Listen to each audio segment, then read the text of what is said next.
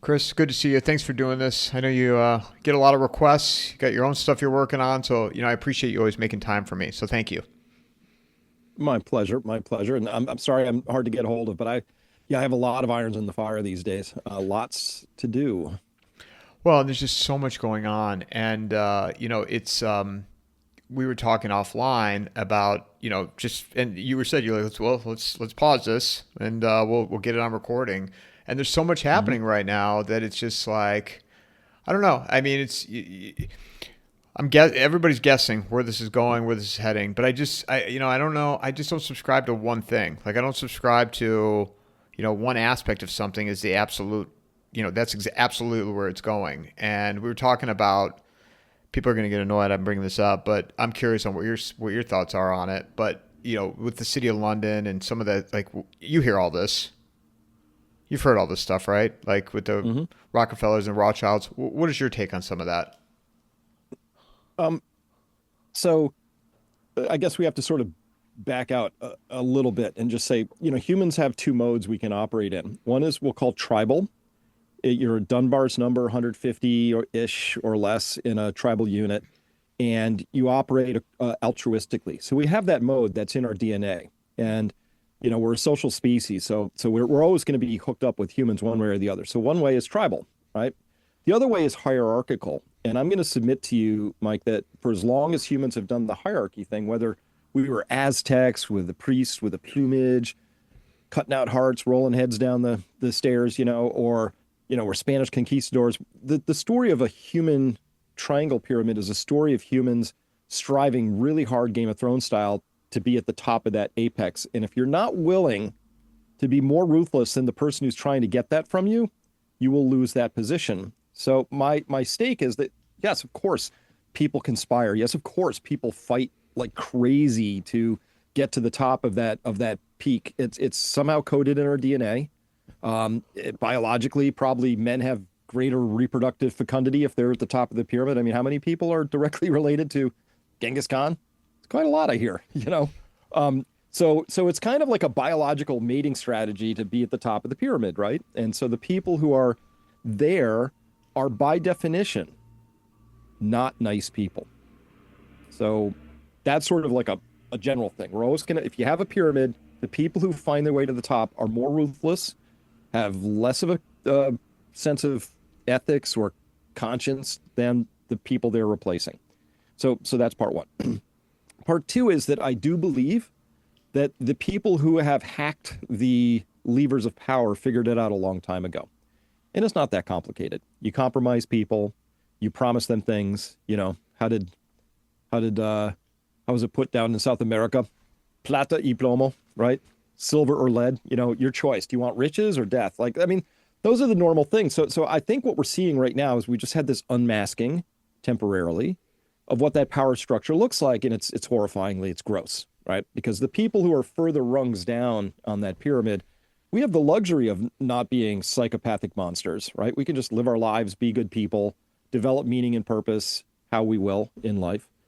And so that gives us that luxury. But make no mistake, if you want to be at the top, you want to be part of that club, you're going to have to do things that you would not be willing to do if you had a sense of integrity or ethics or of answering to a higher power, that your soul was on the line. You have to shuck all of that to play that game.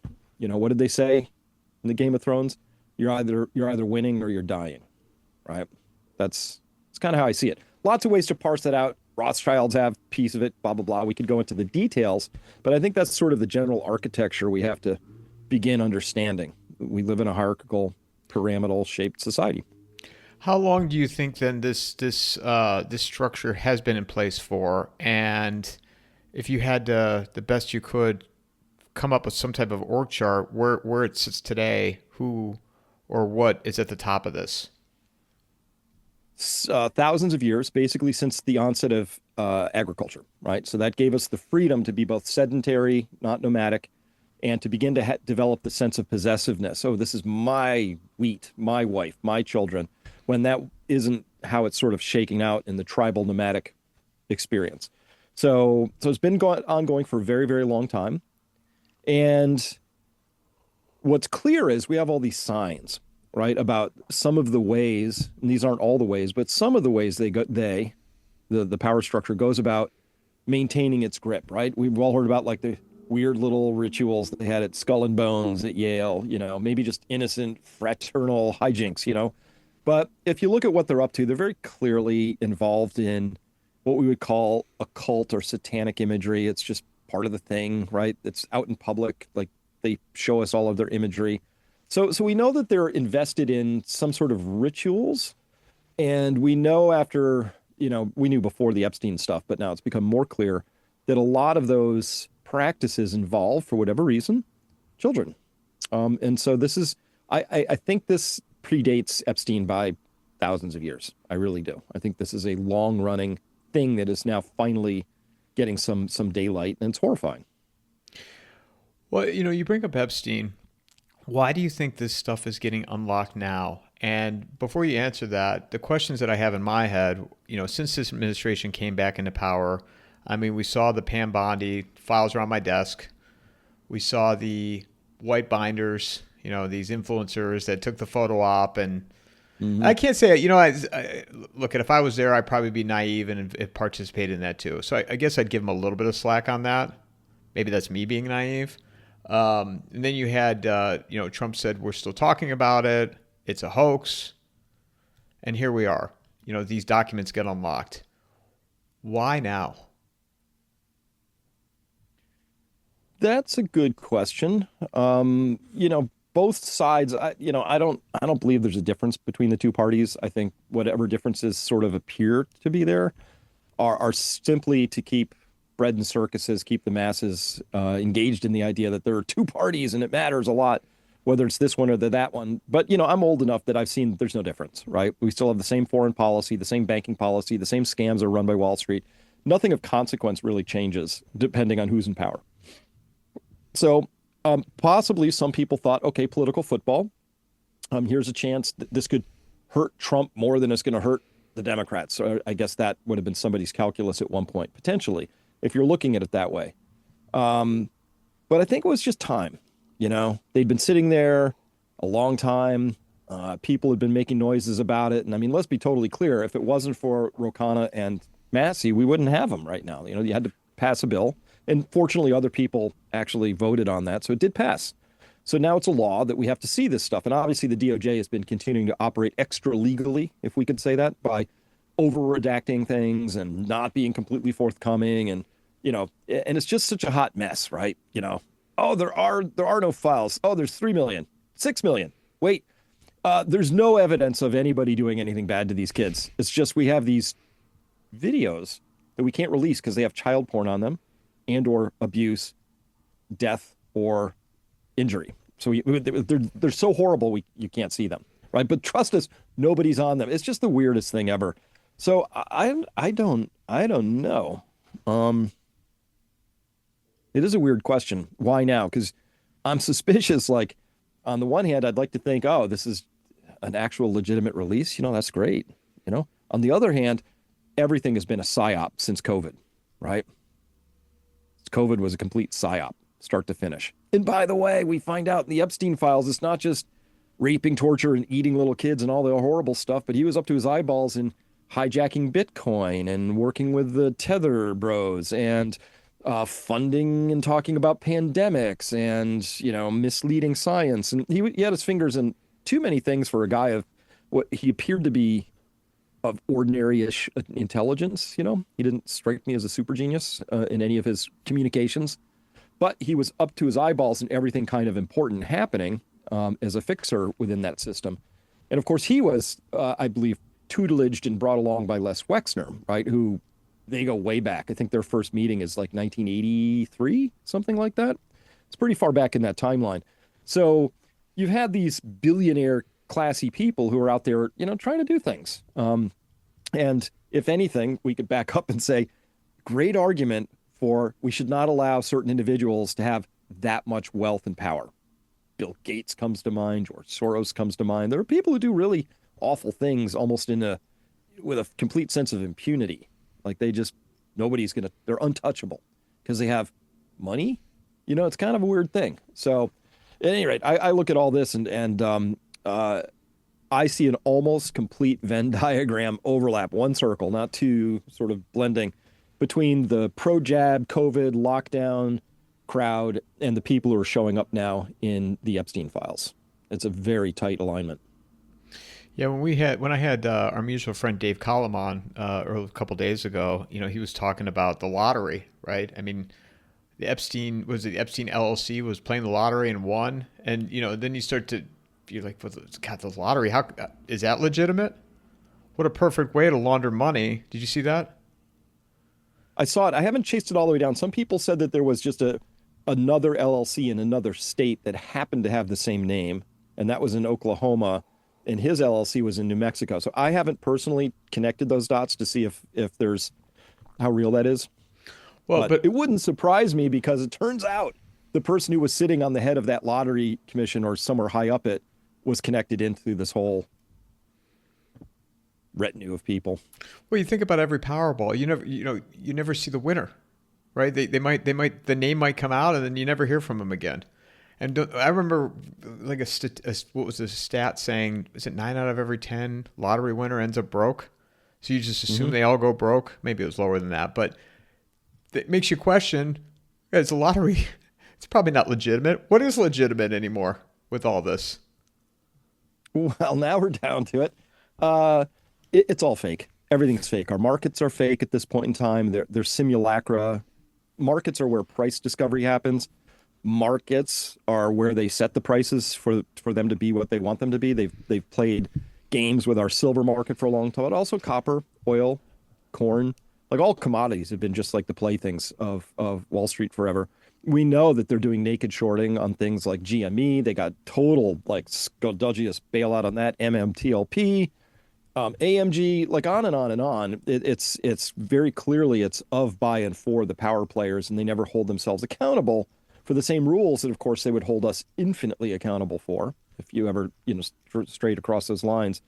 Our elections completely fraudulent. But here's the thing, Mike. Nobody said boo about that. They've been completely fraudulent since 2004 when we saw some counties in Ohio record more votes than people who lived in the county, not just registered voters. Full stop, prima facie, 100% fraud guaranteed, statistically guaranteed. And you know what happened? Nothing, right?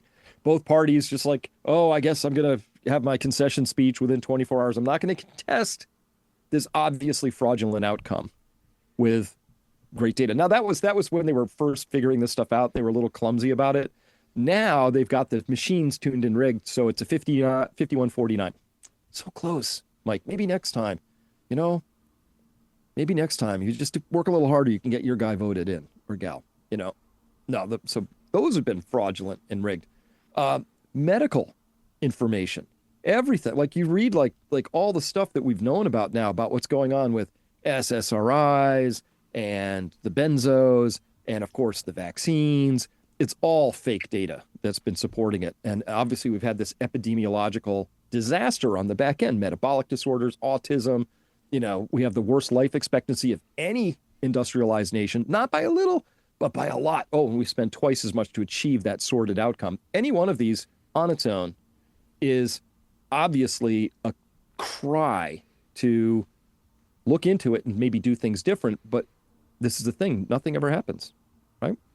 We saw that with the Butler investigation, with the FBI hosing down the roof and saying nothing to see here. It's just this kid. The Charlie Kirk assassination, same thing. Oof, a lot of stuff just doesn't add up, and nobody's real interested in it officially in looking into that very deeply. So you get the sense that our Justice Department is queered, our political processes are queered, our monetary system is in financial markets. So that's what's really coming to a head here. But maybe this is just what happens at the end of Empire.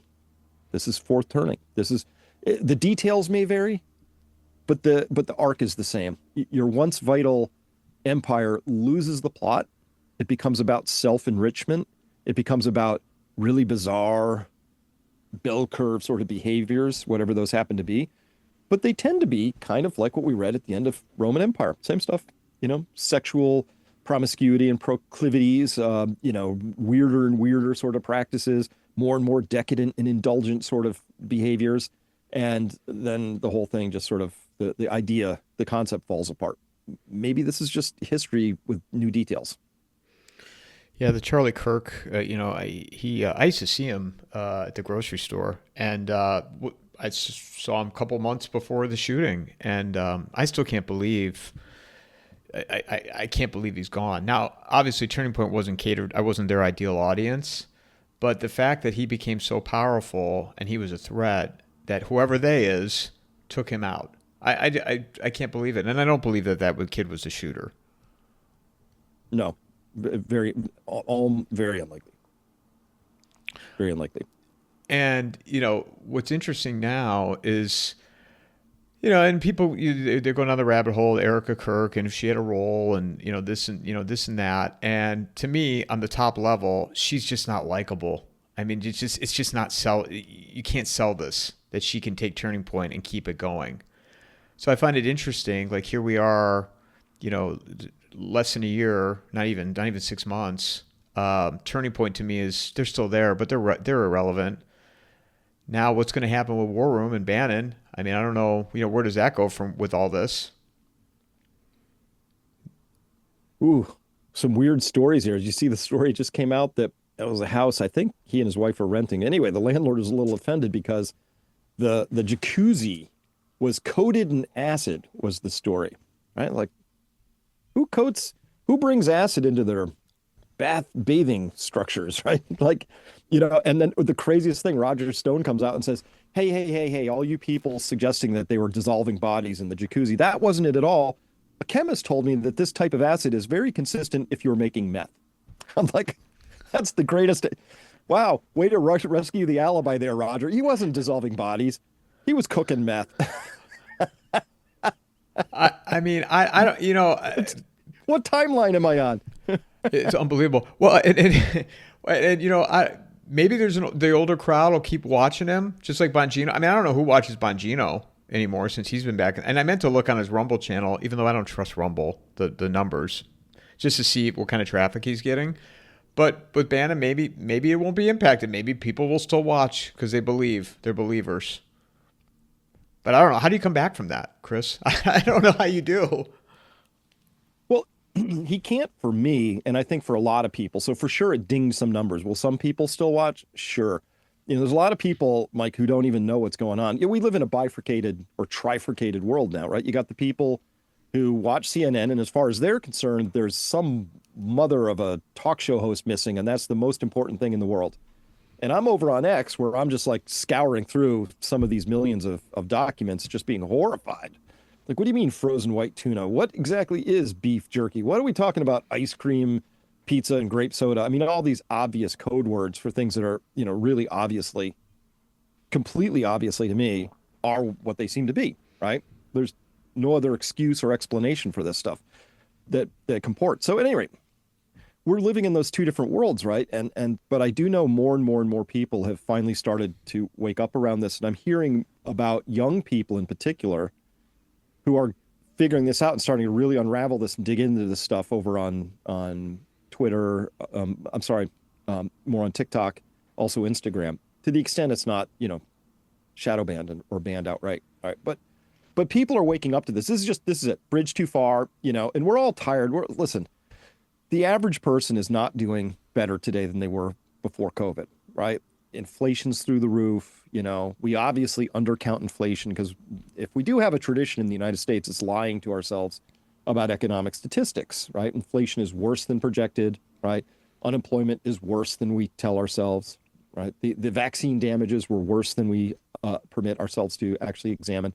These are all true if you actually scratch at the data. So that economic pinching is getting harder and harder, but now you see people asking the most important question, which is, it's not even that I don't like paying taxes. Now that I know that some of those taxes are going to support fraud in Minnesota or LA or wherever they're running their fraud, but it's actually going to support people who are involved in these deeply immoral crimes, I see people starting to ask the question, wait, does that make me complicit?